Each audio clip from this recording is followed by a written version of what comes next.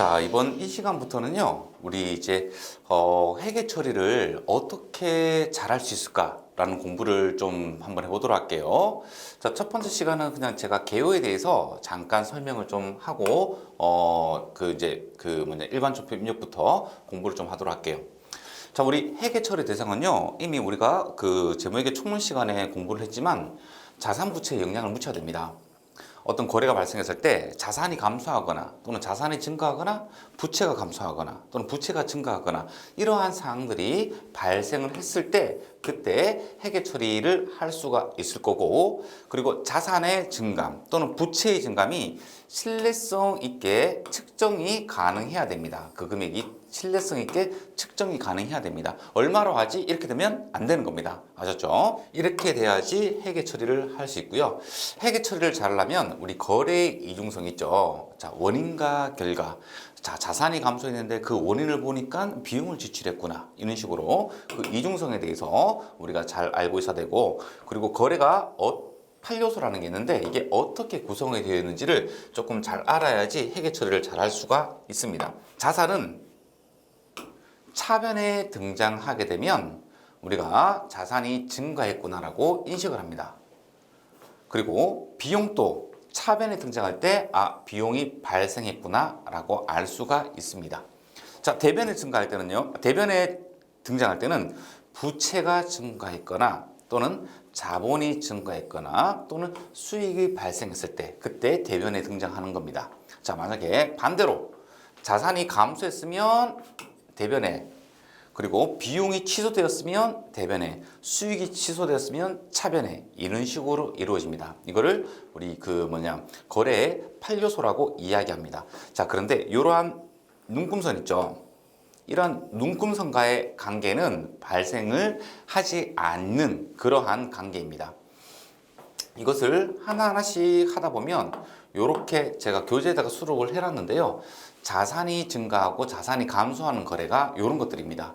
자, 외상 매출금이 있었는데요. 해소가 되었대요. 보통 예금에 입금되었대요. 그러면 보통 예금이 증가를 하겠다. 돈이 들어왔으니까. 그리고 가지고 있던 외상 매출금이라는 자산이 빠지겠다. 이렇게 되는 겁니다. 그래서 일단은 이러한 거래 8요소에 따라서 해놓은 부분들 있잖아요. 하나씩 읽어보면서 이게 이런 의미구나 라고 여러분들이 스스로 공부를 좀 해주세요. 아주 쉬운 내용들이니까요. 네, 조금 여러 가지 경우로 나눠볼 수가 있습니다. 네. 그리고 이제 이런 내용들은요, 우리가 그 재무회계를 배울 때 각 계정별 파트에서 공부를 이미 다 했던 거예요. 다 했던 거. 자, 그것을 한번 리마인드 하면서 한번 읽어보도록 할게요.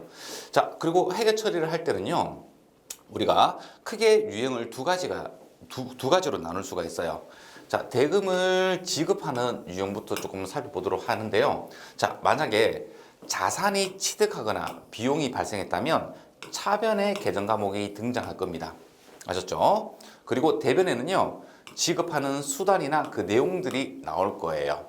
자, 이게 자산의 감소가 될 수도 있고요. 또는 부채의 발생이 될 수도 있다는 겁니다.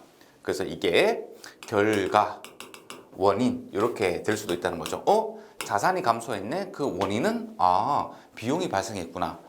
부채가 발생했네? 그 원인을 보니까 비용이 발생했구나. 또는 자산을 취득했는데 아직 못 줬구나 라는 겁니다. 그래서 차변과 대변에 들어오는 사항들을 먼저 머릿속에서 정리를 한다면 상당히 좋겠죠. 자, 예를 들어서요, 우리가 복사기를 10만 원에 구입을 하였대요. 자, 비품은 자산이기 때문에 언제나 차변에 등장을 하겠죠. 하지만 이 비품을 사면서 구입을 했는데, 자, 현금으로 줬대요. 그러면 대변에 현금이 찍힐 거고요. 자, 이런 현금, 자기압수표, 타임 발행 당좌수표 전부 다 현금 계정으로 처리를 한다는 거 여러분들 공부를 했습니다. 또는 당좌수표를 발행을 해줬대요. 그럼 당좌예금을 감소시켜주면 되겠죠. 이런 식으로 비품은 하나인데 지급했던 수단에 따라서 이 대변이 여러 가지로 된다는 겁니다. 보통 예금에서 송금해 줬대요. 또는 다음 달에 지급하기로 했대요. 어음을 내가 다른 업체로부터 받을 수 있는 어음을요, 네가 받으라고 하면서 줄 수도 있는 부분들이 있고요. 또는 보통 예금으로 50%, 그리고 나머지는 한 달 뒤에 이런 식으로 할 수도 있습니다. 자, 이런 식으로 차변에 자산을 취득했을 때 어떻게 대변인은 지급을 했는가라는 게 기록이 된다는 겁니다. 그래서 이런 내용들을 알고 있어야지 문장을 읽으면서 바로 차변과 대변으로 나눌 수가 있다는 겁니다. 아셨죠? 네. 그리고 대금을 수취하는 유형입니다. 좀 전에는 대금을 지급할 때 그 대변이 흔들렸지만 대금을 수취하는 거는요. 요런 상황에서 요렇게 받았구나라는 게 있는 거예요. 그래서 대금을 지급하는 유형을 역으로 하게 되면 요런 대금을 수취하는 그런 유형들이 되겠죠. 자, 그래서 이런 내용들을 굵직굵직하게 알고 있어야지 회계 처리를 할 때 문장을 읽으면서 바로바로 보낼 수가 있는 겁니다.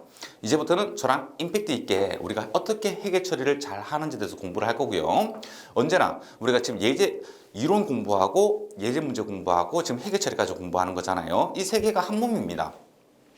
이 회계 처리 내용들을 이론 문제화 시킬 수도 있고, 그리고 이렇게 이론적인 내용들을 이렇게 회계 처리로 하라고 할 수도 있는 거고, 그러니까 한 몸이기 때문에 다 같이 공부를 유기적으로 이렇게 공부를 할 필요성이 있다는 겁니다. 그럼 이제부터 하나씩 우리가 공부를 한번 해보도록 할게요. 자, 개요표는 여기까지 하도록 할게요.